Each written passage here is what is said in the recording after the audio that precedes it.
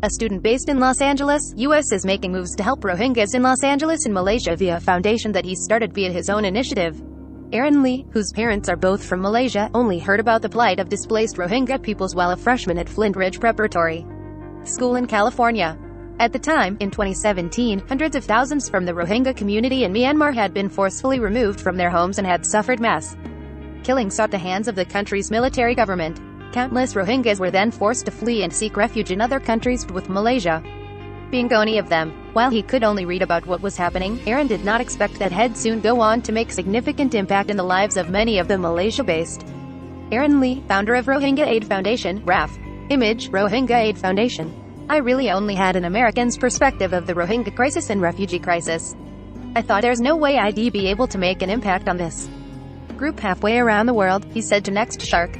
But a desire to help others eventually saw Aaron travel to Malaysia alongside the ASEAN's People Association of Los Angeles, and caused him to pay a visit to a large group of Rohingya refugees living there.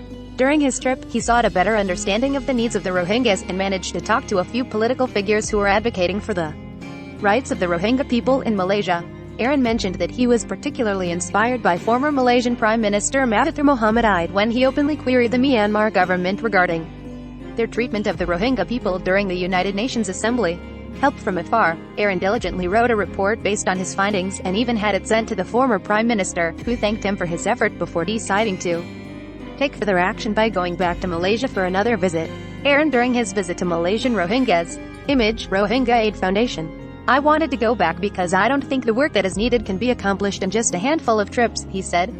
It's going to be an ongoing issue for a very long time, so I don't see myself being done with this type of work anytime soon. In Malaysia once again, he met with Islamic Relief Malaysia to better understand what was needed and what exactly other organizations were doing to aid the Rohingyas. He then donated $1,200 United States dollars, $5,000 in financial aid to the organization before paying a visit to the community-backed Rohingya Education Garden Inn. Eventually, he decided to focus on helping the Rohingyas get access to better education.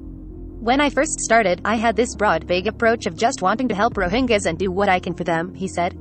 And in some senses, I still feel that way, but I think I've just started to focus more on the educational aspect of the Rohingyas, and am trying to get them more access to education and resources like textbooks, technologies, and help them learn virtually. Despite his best intentions, however, the COVID-19 pandemic prevented Aaron from paying a visit to Malaysia in 2020. It was during this time that he decided to also look closer around him to see how he could still help the Rohingyas, and ended up with a decision to found his own charitable organization.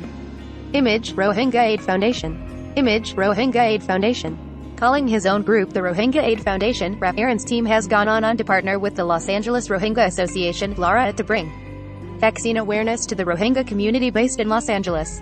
Additionally, they've also worked together to help Rohingya students get scholarships with private schools. Despite focusing more on the Los Angeles Rohingyas, Aaron hasn't forgotten the community in Malaysia, and has even used donations to send protective equipment back during the pandemic. Aaron's work has so far gone on to make quite an impact in Malaysia, allowing him to even met virtually with former Prime Minister Mahathir and discuss more about racial discrimination as well as the migrant crises happening globally. To find out more about Aaron's foundation, you can visit the RAF official website here. Read more goodwill stories. 19 initiatives that benefit the youths under Malaysia's budget 2022. Sesame Street introduces Ji Young, the neighborhood's first Asian American Muppet. TikTok doctors take on viral COVID myths. Cover image sourced from Aaron Lee, Next Shark, and Rohingya Aid Foundation.